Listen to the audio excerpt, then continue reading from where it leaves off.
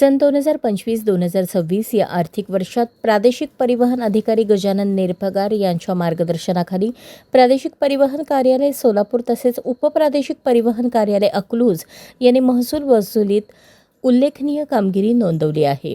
परिवहन कार्यालयाकडून देण्यात आलेल्या 389.62 कोटी रुपयांच्या उद्दिष्टांच्या तुलनेत प्रत्यक्ष 428.87 कोटी रुपयांची महसूल वसुली करण्यात आली असून हे उद्दिष्टाच्या 110% आहे. वाहतूक नियमांचे उल्लंघन करणाऱ्यांविरोधात वायुवेग पथकांमार्फत कठोर कारवाई करण्यात आली. हेल्मेट न वापरणे, वाहन चालवताना मोबाईलचा वापर, सीटबेल्टचा अभाव, विमा व PUC नसलेली वाहने, योग्यता प्रमाणपत्र, नूतनीकरण नसलेली वाहने, रिफ्लेक्टर टेल लॅम्प नसलेली वाहने, विना अनुज्ञप्ती वाहन चालवणे तसेच क्षमतेपेक्षा जास्त मालवाहतूक करणाऱ्या वाहनांवर कारवाई करण्यात आली. या अंतर्गत एकूण 21,175 चलन जारी करण्यात आले. या कारवाईतून 14 कोटी रुपयांचे तडजोड शुल्क वसूल करण्यात आले असून हे 19 कोटी रुपयांच्या उद्दिष्टाच्या 73.72% आहे. वाहन नोंदणीच्या बाबतीतही दोन्ही कार्यालयांनी लक्षणीय प्रगती केली आहे.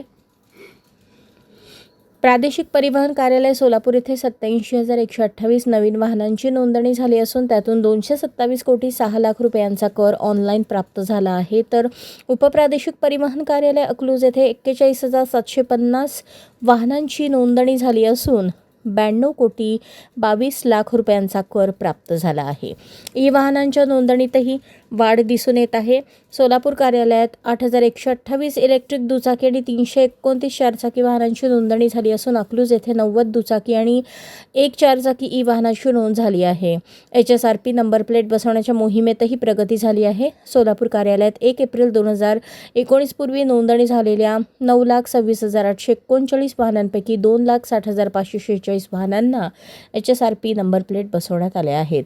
अकलूज कार्यालयात 1,98,122 वाहनांपैकी 82,078 वाहनांवर HSRP नंबर प्लेट बसवण्यात आले आहेत.